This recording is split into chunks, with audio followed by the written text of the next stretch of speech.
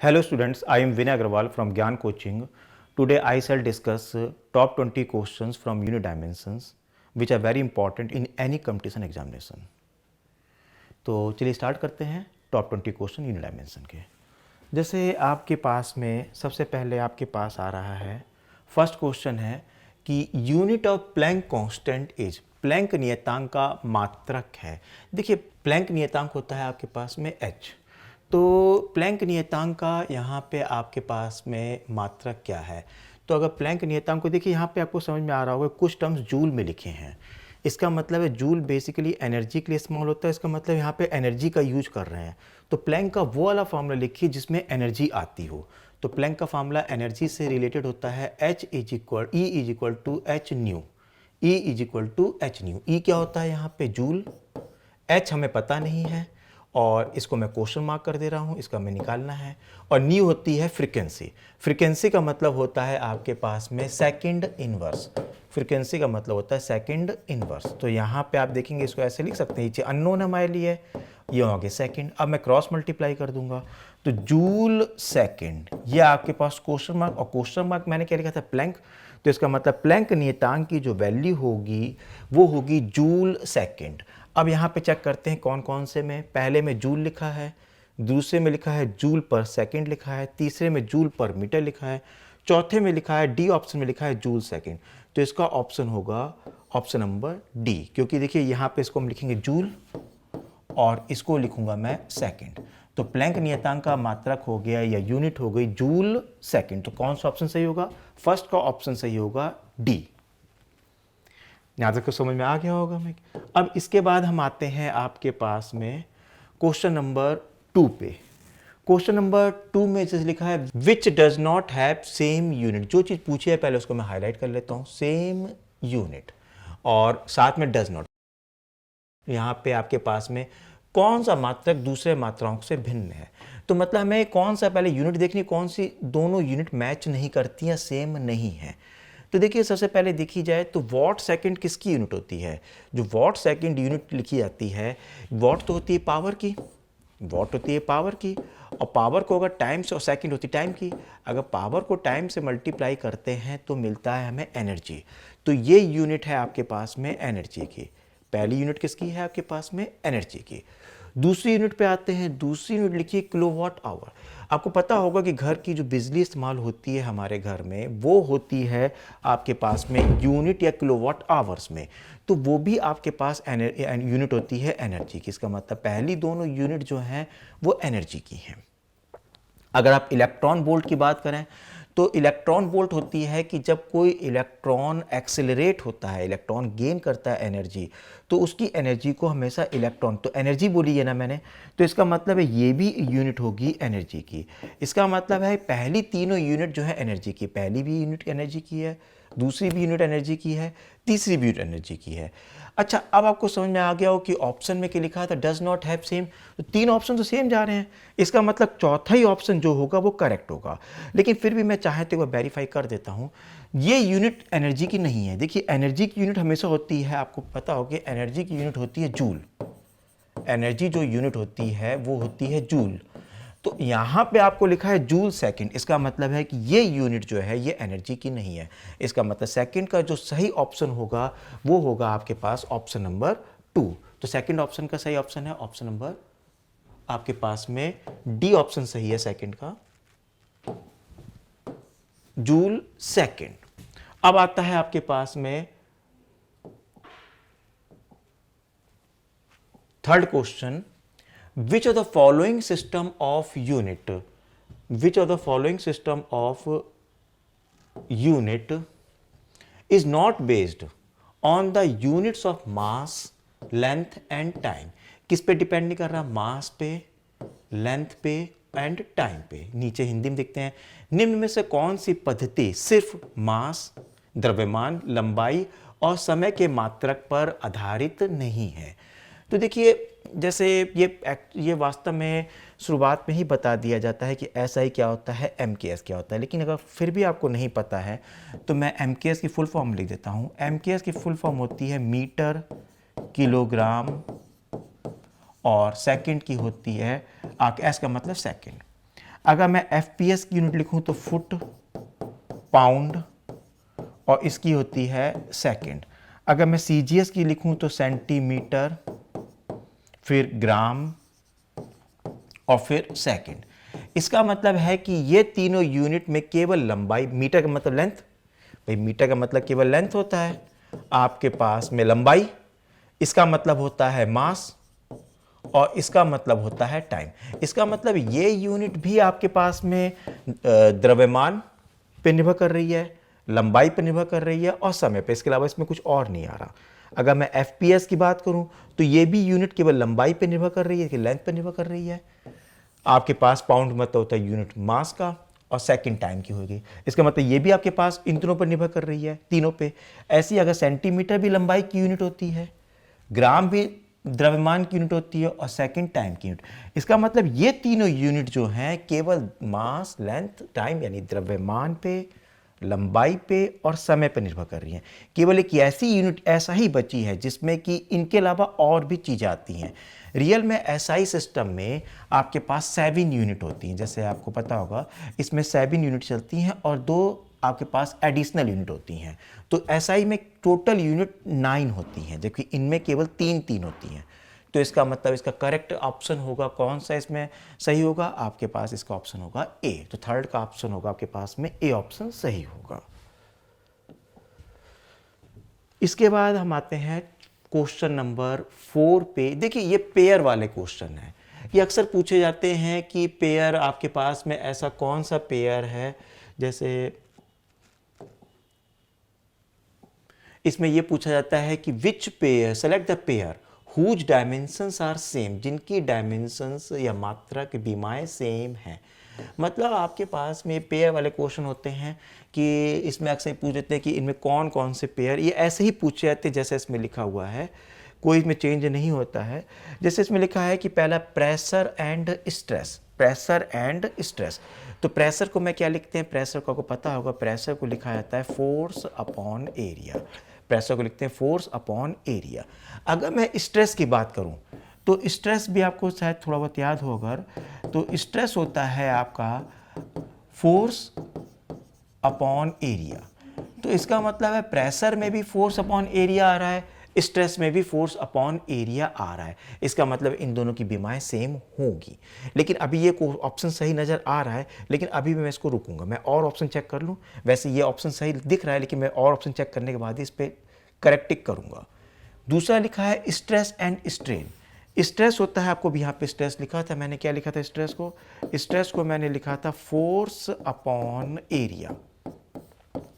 अच्छा, स्ट्रेन क्या होता है, स्ट्रेन होता है आपके पास में change in length upon original length. मतलब ये रिलेटिव चेंज होता है, change in length upon original length. तो देखिए ये दोनों सेम नहीं है, तो पहले मैं इसको कैंसिल कर देता हूँ। तीसरा आता है प्रेशर एंड फोर्स। प्रेशर में आपके पास आता है फोर्स अपॉन एरिया, तो इसका मतलब है कंफर्म प्रेशर है फोर्स अपॉन एरिया, और फोर्स में सिर्फ एफ है, इसका मतलब ये भी ऑप्शन सही नहीं होगा। चौथा ऑप्शन आता है पावर। पावर का मतलब होता है आपके पास में force into speed, force into speed. Power का मतलब फोर्स इनटू स्पीड। पावर को एक बार ऐसे भी लिखा जाता है W अपॉन टी, या दूसरा फार्मूला होता है फोर्स इनटू स्पीड। तो पावर में फोर्स ऑलरेडी आ गया और साथ में स्पीड का मल्टीप्लाई हुआ, जबकि यहाँ पे सेपरेट है। इसका मतलब ये ऑप्शन भी सही नहीं होगा, इसका मतलब ऑप्शन ए सही। मैंने पहले ही बताया था कि ऑप्शन ए सही होगा क्योंकि इन दोनों की यूनिट सेम नजर आई थी। लेकिन अगर आपके पास में 4 ऑप्शंस दिए हों और फिर भी आप उसके पास टाइम हो, तो ज़्यादा अच्छा है कि आप जो बाकी ऑप्शंस हैं उनको भी वह क्रॉस वेरीफाई कर लें। तो इसका मतलब फोर्थ का ऑप्शन सही होगा आपके पास, ऑप्शन ए। अब आता है आपके पास में क्वेश्चन नंबर 5। ये भी पेयर बेस्ड क्वेश्चन है। तो पेयर बेस्ड क्वेश्चन में ज़्यादा कुछ नहीं करना होता, सिंपली हमको यूनिट चेक करनी होती है। जैसे लिखा है which pair has the same dimensions. अब जैसे आपके देखिए पहले लिखा है वर्क एंड पावर। अब वर्क का पावर का मतलब क्या होता है, पावर का ये मैंने पिछले क्वेश्चन में डिस्कस किया था। पावर का मतलब होता है फोर्स इनटू वेलोसिटी, या फिर पावर का मतलब एक और भी होता है वर्क डन अपॉन टाइम। मतलब पावर के 2 सिस्टम चलते हैं, एक जो चलता है फोर्स इनटू वेलोसिटी और दूसरा चलता है वर्क डन अपॉन टाइम। तो इसका मतलब ये दोनों सेम नहीं हो सकती, कि यहाँ पे सिंपली अकेला वर्क लिखा है, यहाँ पर पावर लिखी है। इसका मतलब कार्य और शक्ति अलग अलग होते हैं, सेम विमाएँ नहीं रखते, तो पहला ऑप्शन गलत हो गया। दूसरा होता है density and relative density. Density का मतलब होता है मास अपॉन वॉल्यूम, और रिलेटिव का मतलब किसी के रिस्पेक्ट में डेंसिटी। रिलेटिव जब भी टर्म आएगा तो इसका मतलब किसी के रिस्पेक्ट में, तो ये एक्चुअल में होती है डेंसिटी या द्रव आपके पास में घनत्व किसके रिस्पेक्ट में, विद रिस्पेक्ट टू वाटर, किसके रिस्पेक्ट में, पानी के रिस्पेक्ट में डेंसिटी। तो ये अगर मैं इसकी बात करूं तो जैसे ये आपके पास में, जैसे मान लीजिए मैं आयरन की बात करूं तो आयरन की रिलेटिव डेंसिटी होगी आर का मतलब रिलेटिव डेंसिटी ऑफ आयरन होगी डेंसिटी ऑफ आयरन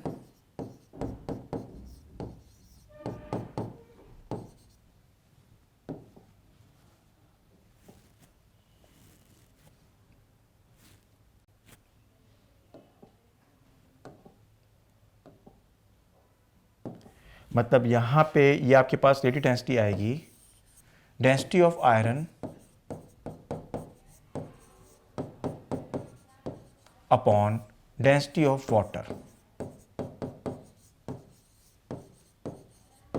तो अगर रिलेटिव देखिए, ये दोनों की यूनिट तो हमने कहा था सेम, आपके पास अलग अलग ही पावर की यूनिट होती है W अपॉन टी, और पावर की यूनिट होती है आपके पास फोर्स इनटू स्पीड। लेकिन रिलेटिव डेंसिटी की यूनिट होती है आपके पास में, ये आपके पास दो घनत्व का भाग होता है, डिवीजन होता है, तो ये एक्चुअल में डायमेंशन लेस रहता है।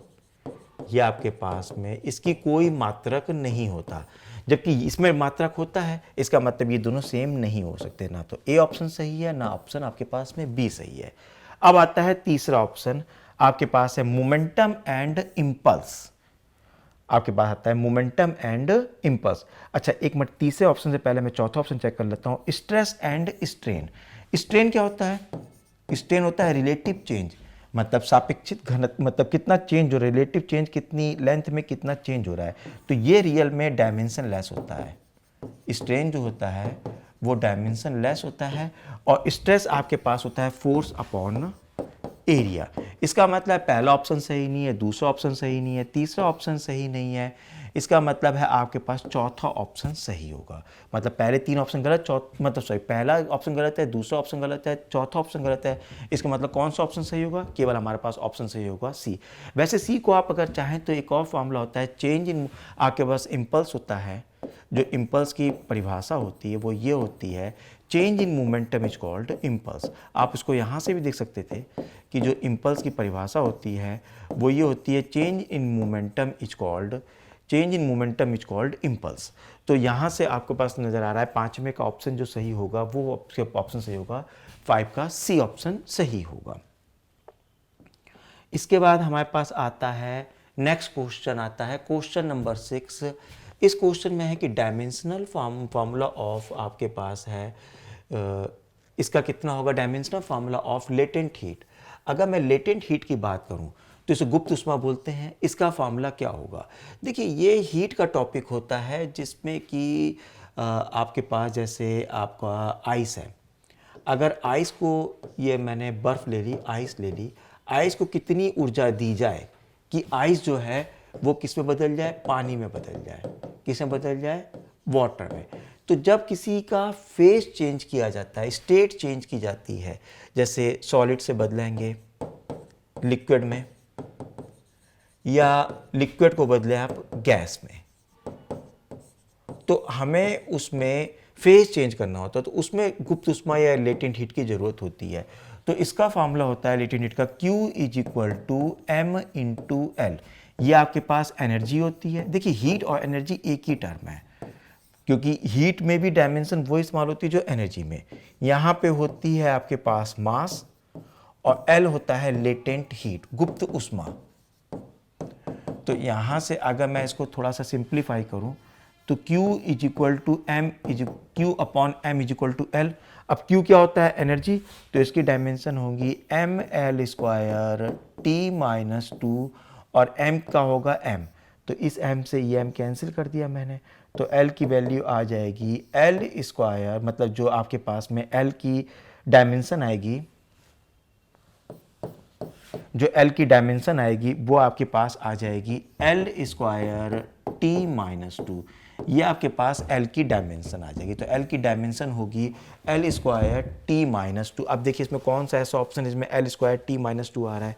देखिए पहले हम लिखा है m0 is L square T minus two, दूसरे में m लिखा है, तीसरे में ये तो गलत ही हो जाएगा आपके पास में, तीसरा भी गलत हो जाएगा, चौथा भी गलत। देखिए m not L square T minus to, इसका मतलब इसका ऑप्शन कौन सही होगा। अब आपके पास आता है 7वां question. Dimensional formula for the आपका पूछा गया है, किसके लिए पूछा गया है, एंगुलर मोमेंटम, कोणीय संवेग का आपके पास में डायमेंशनल फार्मूला क्या होता है। देख कोणीय संवेग जो होता है वो होता है mvr, यहां पे मास हो गया, v आपके पास हो गई स्पीड हो गई, और r हो गई डिस्टेंस।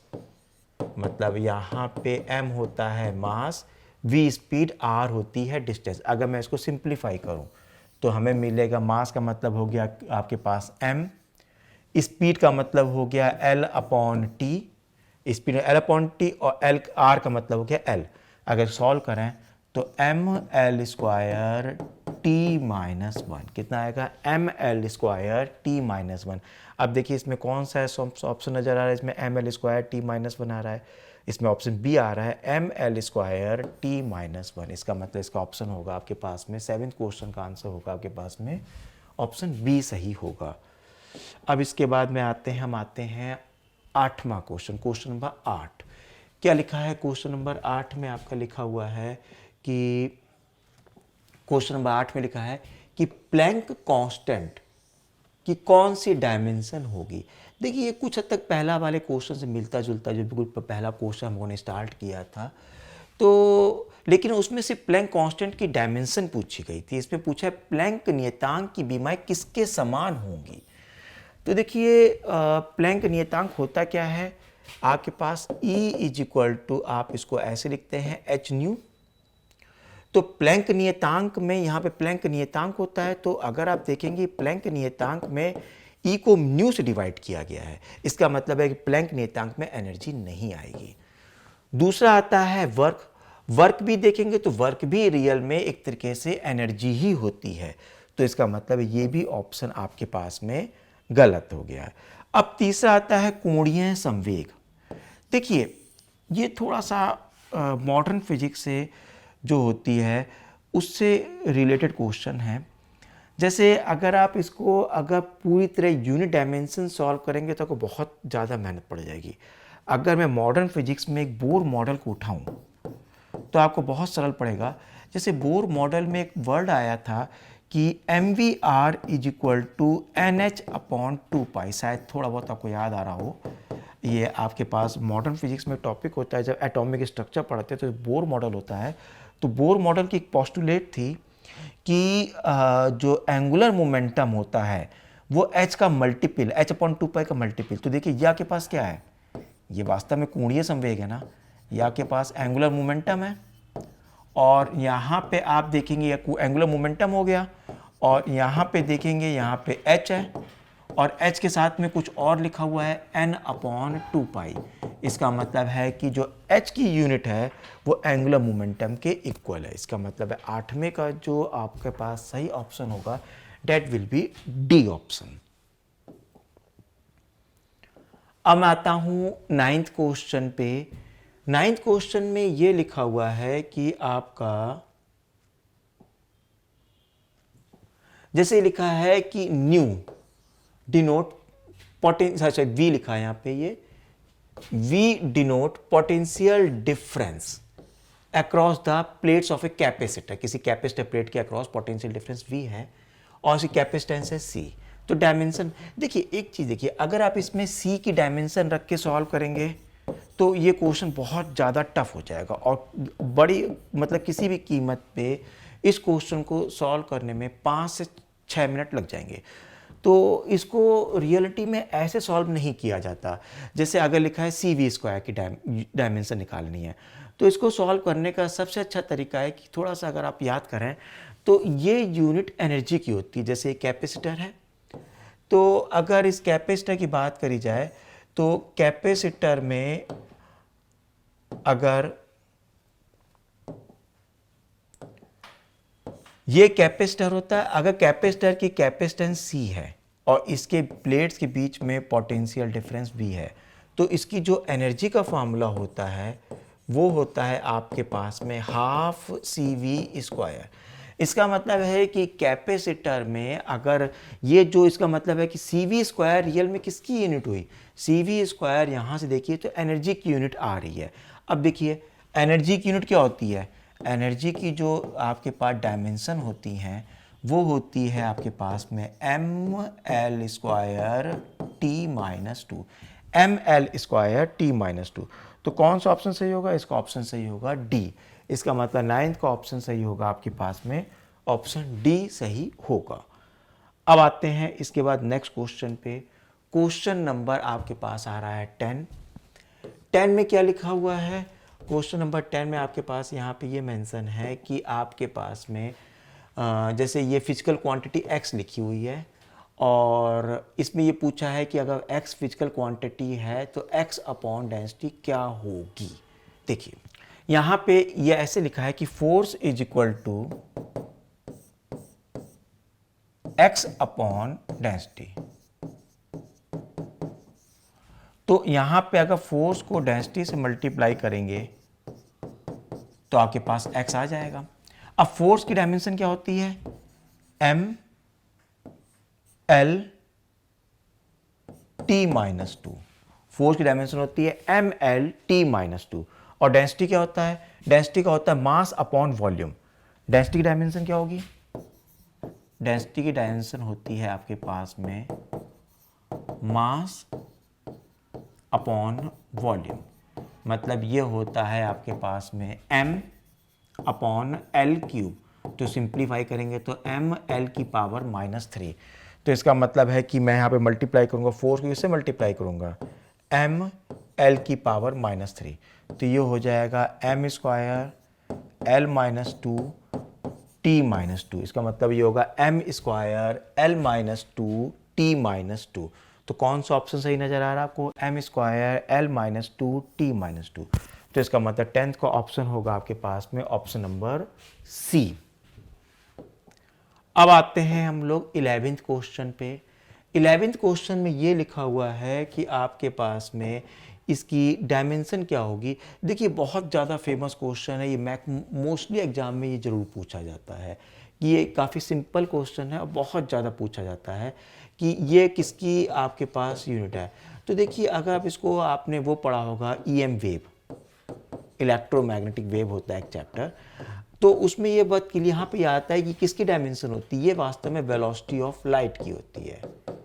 ये होती है वेलोसिटी ऑफ लाइट। अगर इसको सिंप्लीफाई करेंगे तो इसकी वैल्यू भी आपके पास आ जाती है। अगर इसकी न्यूमेरिकल वैल्यू रख के सॉल्व करेंगे तो इसकी वैल्यू भी आती है 3 × 10⁸ मीटर पर सेकेंड। तो रियल में किसकी यूनिट होती है, ये होती है आपके पास वेलोसिटी ऑफ लाइट को रिप्रेजेंट करता है। तो यहाँ से देखिए कौन सा ऐसा ऑप्शन है जिसमें वेलोसिटी नज़र आ रही है, ये आपके पास नज़र आ रहा है 11 का ए। इसका मतलब है यहाँ पे आपके पास 11th का जो ऑप्शन सही होगा वो होगा ए ऑप्शन सही होगा। अब आते हैं हम लोग क्वेश्चन नंबर 12 पे। 12 पे आपके पास लिखा हुआ है कि the pair having same dimensions वाला पेयर कौन सा होगा। देखिए इसमें पहला ऑप्शन है एंगुलर मोमेंटम और वर्क। देखिए इसमें जैसे एंगुलर मोमेंटम आपके पास होता है mvr, एंगुलर मोमेंटम का मतलब होता है mvr, और वर्क आपके पास होता है फोर्स इनटू डिस्प्लेसमेंट। तो देखिए अगर आप थोड़ा सा इसको सॉल्व करें तो इसकी डायमेंशन आएगी आपके पास में m, मास की m, वेलोसिटी की L/T और इसकी L। अगर मैं सॉल्व करूं इसको तो mL²T-1 आएगी इसकी डायमेंशन। अगर मैं वर्क की डायमेंशन सॉल्व करूं तो आती है mL²T-2। इसका मतलब है इसकी mL²T-1 उसकी mL²T-2। इसका मतलब ये दोनों सेम नहीं होंगे, तो ये ऑप्शन गलत हो गया। अच्छा अब आते हैं वर्क और टॉर्क। वर्क क्या होता है, वर्क होता है फोर्स इनटू डिस्टेंस और टॉर्क होता है आपके पास में, टाउ होता है force into perpendicular distance, force into perpendicular distance. इसका मतलब है कि इसकी भी डायमेंशन कितनी हो जाएगी, इसकी होगी ml² t-2, और मैं अगर इसको सॉल्व करूं तो इसकी भी डायमेंशन वही आएगी जो उसकी थी, इसकी वैल्यू हो गई ml² t-2। इसका मतलब है कि दोनों की डायमेंशन जो है वो सेम है। इसमें यही पूछा गया है कौन सा ऐसा पेयर है जिसकी विमाइज सेम है, तो कौन सा ऑप्शन सही होगा, 12 का ऑप्शन सही होगा आपके पास में, ऑप्शन बी सही होगा। अब इसके बाद हम लोग आते हैं नेक्स्ट क्वेश्चन पे, क्वेश्चन नंबर 13। देखिए पेयर वाले क्वेश्चन बहुत पूछे जाते हैं, तो जैसे पेयर वाले क्वेश्चन अभी कम से कम मैंने इस पूरे में टॉप 20 क्वेश्चन में कम से कम 5 से 6 क्वेश्चन पेयर वाले रखे हैं। अब जैसे पेयर वाला क्वेश्चन फिर आ रहा है, dimension of the following 3 quantities are the same. कौन कौन सी 3 ऐसी क्वांटिटीज है जिनके डायमेंशन सेम है, तो जैसे पहला ऑप्शन आ रहा है आपके पास में, यहाँ पे आ रहा है वर्क, एनर्जी और फोर्स। आपको पता है कि फोर्स तो अलग होता ही है, तो ये तो ऑप्शन गलत ही हो जाएगा कि वर्क, जो वर्क होता है फोर्स इनटू डिस्प्लेसमेंट होता है, तो कभी सेम हो सकते नहीं है, तो सॉल्व करने की जरूरत नहीं, देखते ही पता चल रहा है कि फोर्स इनसे अलग है, तो ये ऑप्शन गलत हो गया। फिर दूसरा ऑप्शन आता है आपके पास में, जैसे यहाँ पे देखेंगे कि आपके पास में वेलोसिटी, मोमेंटम। अब देखिए पूरा सॉल्व करने की जरूरत नहीं है, मोमेंटम में होता है मास इनटू वेलोसिटी, तो कभी भी वेलोसिटी के इक्वल तो हो सकता नहीं है, इसका मतलब ये भी ऑप्शन गलत हो गया। अब आता है पोटेंशियल एनर्जी, काइनेटिक एनर्जी और मोमेंटम। देखिए ये दोनों यूनिट होती है एनर्जी की, लेकिन मोमेंटम तो अलग यूनिट होती है, मोमेंटम में तो सिर्फ mv होता है और काइनेटिक एनर्जी में हाफ mv² होता है। इसका मतलब है काइनेटिक एनर्जी में एक v ज़्यादा आता है, इसका मतलब ये भी ऑप्शन सही नहीं है। इसका मतलब कौन सा ऑप्शन सही होगा, ऑप्शन केवल आपके पास सही होगा डी ऑप्शन। आप चाहे तो इसको चेक भी कर सकते हैं। जैसे प्रेशर होता है आपके पास में, प्रेशर होता है फोर्स अपॉन एरिया। अगर मैं स्ट्रेस की बात करूं तो स्ट्रेस भी होता है आपके पास में फोर्स अपॉन एरिया। और लास्ट ऑप्शन बचता है कोएफिशिएंट ऑफ इलास्टिसिटी।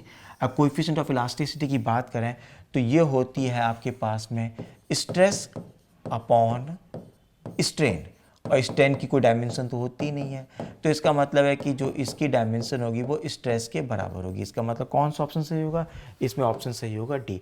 तो आप इसको दो तरह से सॉल्व कर सकते हैं, पहले वो ऑप्शन चेक कर लीजिए जो पॉसिबल नहीं है, जैसे मैंने किया, मैंने पहले किया कि ए ऑप्शन गलत होगा कन्फर्म है, बी ऑप्शन गलत होगा कन्फर्म है, सी ऑप्शन गलत है, तो पहले मैंने को कैंसिल कर दिया, अब बचेगा डी, तो डी सही होगा। और फिर भी आपको वेरीफाई करना है तो आप इसको अलग से दोबारा वेरीफाई कर सकते हैं, जैसे मैंने किया कि फोर्स की डायमेंशन निकाली, स्ट्रेस की निकाली और कोएफिशिएंट ऑफ विस्कोसिटी की निकाली। तो यहाँ से आपके 13 क्वेश्चन हो गए। अब आपके पास आता है 14th question, dimension of Planck constant and angular momentum are respectively. देखिए अगर आपको थोड़ा सा ध्यान करें तो अभी पहले थोड़ी देर पहले आया था क्वेश्चन कि प्लैंक कांस्टेंट और आपके पास में एंगुलर मोमेंटम। देखिए प्लैंक कांस्टेंट और एंगुलर मोमेंटम रियल में इसको अगर वैसे सॉल्व चाहे तो दो तरह सॉल्व कर सकते हैं। एक बोर मॉडल सॉल्व कर सकते हैं कि बोर की पोस्टुलेट थी कि आपके पास में mvr is equal to NH upon 2π, mvr is equal to NH upon 2π। यहाँ से भी निकाल सकते हैं, पहला मेथड ये था आपके पास में, ये फर्स्ट मेथड है कि यहाँ से भी आप इसको सॉल्व कर सकते हैं। और अगर ये आपको टफ लगे तो दूसरा मेथड ये है कि अगर प्लैंक कांस्टेंट निकालना है तो आप एनर्जी को इस्तेमाल करिए, E is equal to H nu. E होता है एनर्जी ml² t-2 और H, और ये होती है आपके पास सेकंड इनवर्स। अगर मैं मतलब एक्चुअल में टाइम होगा यहाँ पे, तो जैसे E होता है आपके पास में h न्यू, E को लिखेंगे हम ml² t-2 और H, और इस टाइम का इनवर्स तो इसकी डायमेंशन होगी t-1। अब मैं सॉल्व करूँगा तो ml² t-2 और t-1 is equal to h, तो h की वैल्यू आएगी ml² t-1। तो यहाँ पे इसकी डायमेंशन आएगी ml² t-1। अच्छा अब आता है कोणीय संवेग की बात करें। कोणीय संवेग की वैल्यू होती है mvr, m का मतलब मास, v का मतलब l अपॉन t और l r का मतलब l, तो ये हो जाएगा ml² t-1। इसका मतलब दोनों की डायमेंशन सेम आ रही है, ml स्क्वायर t-1, तो ये ml square t-1 ml square t-। यहाँ पे मैं इसको बोर मॉडल से करेंगे तो बोर मॉडल से देखते ही पता चल रहा है कि एंगुलर मोमेंटम और आपके पास में जो एंगुलर मोमेंटम और इनकी डायमेंशन जो होती है वो सेम होती है। तो इसको आप बगैर सॉल्व करे भी चेक कर सकते हैं कि ऐसा कौन सा ऑप्शन है जिसमें कि दो डायमेंशन सेम आ रही है। देखिए पहले ऑप्शन में डायमेंशन अलग अलग आ रही है तो गलत ही होगा, दूसरे ऑप्शन में देखिए डायमेंशन अलग अलग आ रही तो ये भी गलत होगा, तीसरे ऑप्शन में डायमेंशन गलत अलग आ रही तो ये भी गलत होगा। इसको बी ऑप्शन, मतलब ये वाला मेथड भी इफेक्टिव है। अगर आपको फार्मूले पूरे याद नहीं है तो आप इस वाले मेथड से भी इसको सॉल्व कर सकते हैं। पहले वो ऑप्शन चेक कर लीजिए जो पॉसिबल नहीं है, जैसे ए ऑप्शन गलत था, सी गलत था, डी गलत था, इसका मतलब ऑप्शन केवल बचा एक ही जो कि केवल सिंगल करेक्ट है, तो कंफर्म बी ही ऑप्शन सही होगा। यहाँ आपके 14 क्वेश्चन फिनिश हो गए। अब आते हैं आपके पास में 15th क्वेश्चन पे। देखिए 15th क्वेश्चन में ये लिखा हुआ है कि physical quantity has no dimension, तो जो रिलेटिव क्वांटिटी होगी वो ही ऐसी होगी जिसकी कोई डायमेंशन नहीं होगी। आपको पता है कि विकृति या स्ट्रेन क्या होता है, रिलेटिव चेंज, लंबाई में कितना रिलेटिव चेंज हो रहा है, सापेक्ष कितना चेंज हो रहा है, उसे हम बोलते हैं स्ट्रेन। बाकी कोई भी क्वांटिटी ऐसी नहीं है जो कि मतलब आपके पास रिलेटिव हो। तो हमेशा जो भी आपके पास डायमेंशन वाली क्वांटिटी नहीं है वो रिलेटिव ही होगी। तो इसका मतलब कौन सा ऑप्शन सही होगा, इसका 15 का ऑप्शन सही होगा आपके पास में डी। तो 15 का ऑप्शन बगैर सॉल्व कर ही मालूम चल जाता है कि स्ट्रेन ही ऐसी चीज़ है जिसकी कोई भी डायमेंशन नहीं, क्योंकि रिलेटिव टर्म है। तो इसका ऑप्शन आपके पास हो जाएगा 15 का डी ऑप्शन। अब आपके पास आता है क्वेश्चन नंबर 16। 16 में ये लिखा हुआ है कि जैसे ml-1 t-2 रिप्रेजेंट। अब देखिए इसमें यहां से सॉल्व करना बहुत टफ है, ऐसा करेंगे इसको उल्टा सॉल्व करते हैं। उल्टा का मतलब है कि मैं एक एक पार्ट को लेके चलूंगा। जैसे स्ट्रेस क्या होता है, फोर्स अपॉन एरिया, तो इसकी डायमेंशन हो जाएगी आपके पास में ml-t-2 अपॉन एल स्क्वायर, तो ml-1 t-2 फोर्स की। तो देखिए ये इसका मतलब है कि ये मैच कर रहा है, तो इसका मतलब ए ऑप्शन सही है। लेकिन उन्हें एक और भी दे रखा है कि डी ऑप्शन भी दे रखा है, तो हम अभी को ए पे टिक पूरी तरह नहीं लगाएंगे, अभी थोड़े रुकेंगे, पहले और ऑप्शन चेक करेंगे, उसके बाद देखते हैं। यंग मॉडुलस क्या होता है, यंग मॉडुलस होता है आपके पास वाई स्ट्रेस अपॉन स्ट्रेन। आपको पता है कि स्ट्रेन डायमेंशन लेस होता है, स्ट्रेन रिलेटिव क्वांटिटी है, तो रियल में इसकी आपके पास डायमेंशन वही आएगी जो स्ट्रेस की है। इसका मतलब बी ऑप्शन भी सही है। अब देखिए आपको जब समझ में आ गया कि ए ऑप्शन भी सही है, बी ऑप्शन भी सही है, तो इसका मतलब कंफर्म एक ही चीज़ बचती है, डी ऑप्शन सही होगा। लेकिन फिर भी मैं एक बार प्रेशर को चेक कर लेता हूँ।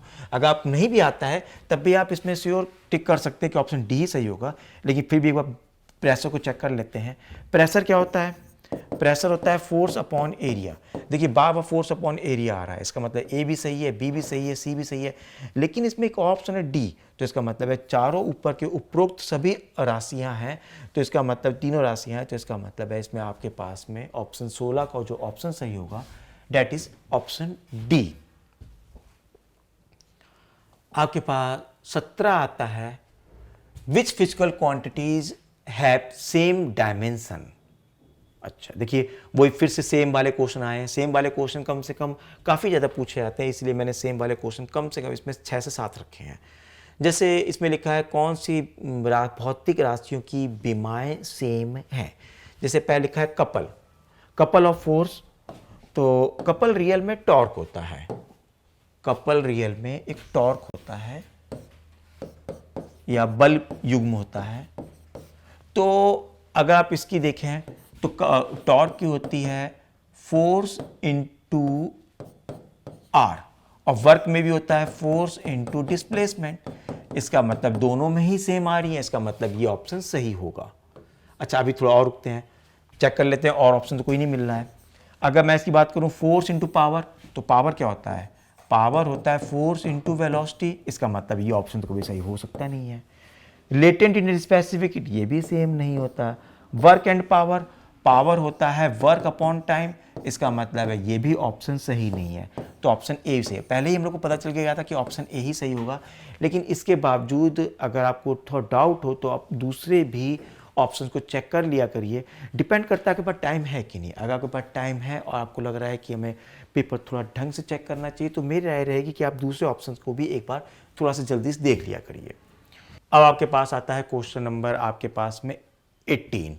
अब जैसे इसमें लिखा है कि कौन सी आपके पास में ए और बी की डायमेंशन पूछी गई हैं, तो देखिए f इज इक्वल टू लिखा है A T plus B T square. F is equal to है A T plus B T square. अगर मैं इसकी बात करूं तो अब मैं इसको f की डायमेंशन होगी, एक मतलब प्रिंसिपल ऑफ होमोजेनिटी के हिसाब से f की डायमेंशन ए टी और इनके बराबर होगी, ए टी और बी टी स्क्वायर के बराबर। f होता है आपके पास में M L T minus two, और यहाँ पे a और इसकी हो गई t, तो इसका मतलब है a हो जाएगा M L T minus one. अब अच्छा b की डायमेंशन निकालनी है, तो आपके पास में b हो जाएगा बी टी स्क्वायर, तो f हो जाएगा आपके पास में M L T minus two B T square, तो b हो जाएगा आपके पास में M L T minus four. अब देखिए कोई ऑप्शन मैच कर रहा है इसमें, देखिए पहले में M L T minus one सिर्फ इसी में आ रहा है, लेकिन इसमें आपके पास एम एल टी नॉट लिखा है, इसका मतलब इसमें कोई भी ऑप्शन सही नहीं है। इसका मतलब है इसका आंसर होगा नन ऑफ दीज। कई बार ऐसा होता है कुछ क्वेश्चंस कई बार गलत हो जाते हैं, तो ये भी उन्हीं में से है कि इसमें कोई ऑप्शन सही नहीं, इसका आंसर आगे पास नन ऑफ दीज। अब मैं आता हूं नेक्स्ट क्वेश्चन पे, क्वेश्चन नंबर 19 पे। Which of the following pair does not have the same dimensions. ठीक है, देखिए इसमें कौन कौन सी ऐसी क्वांटिटी है जिनकी सेम डायमेंशंस नहीं है। देखिए नॉट पे हाईलाइट करिएगा, नहीं है मतलब सेम, पहले वो ढूंढ लीजिए सेम है, उनको हटा दीजिए तो सेम नहीं वाली आ जाएंगी। जैसे आपको पता है कि प्लैंक कांस्टेंट, कई बार पहले भी क्वेश्चन डिस्कस कर चुके हैं हम लोग कि प्लैंक कांस्टेंट और एंगुलर मोमेंटम सेम होते हैं, तो इसका मतलब ये सेम है, इसको आपको नहीं लेना है।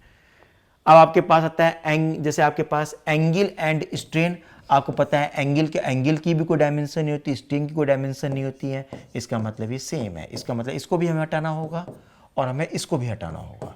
अब बचता है आपके पास स्ट्रेस एंड प्रेशर। आपको पता है कि स्ट्रेस क्या होता है, स्ट्रेस होता है फोर्स अपॉन एरिया और प्रेशर भी होता है फोर्स अपॉन एरिया।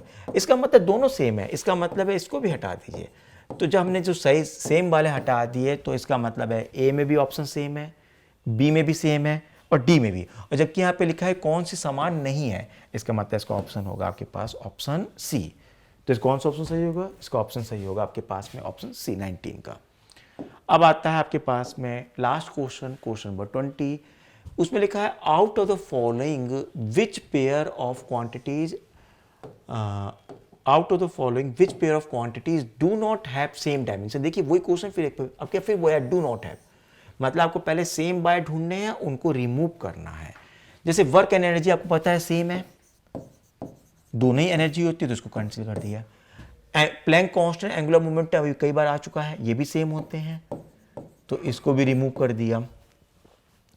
अब आता है प्रेशर एंड यंग मॉडुलस। देखिए यंग मॉडुलस क्या होता है, stress upon strain, stress upon strain, तो ये ओवरऑल स्ट्रेस के बराबर आता है, ये भी सेम होता है, इसका मतलब मैंने इसको भी रिमूव कर दिया। अब बचा है केवल torque end moment of inertia. इसका मतलब है जब ऐसे क्वेश्चन पूछा जाए कि do not have the same, same नहीं है, तो उसका सबसे अच्छा तरीका होता है कि आप वो ऑप्शन ढूंढ लीजिए जो आपके पास सेम है, उनको कैंसिल आउट कर दीजिए, जो बचेगा वही ऑप्शन सही होगा। तो यहां से आपके पता चलता है कि 20 का ऑप्शन जाकर डी ऑप्शन सही होगा। ठीक है, थैंक यू।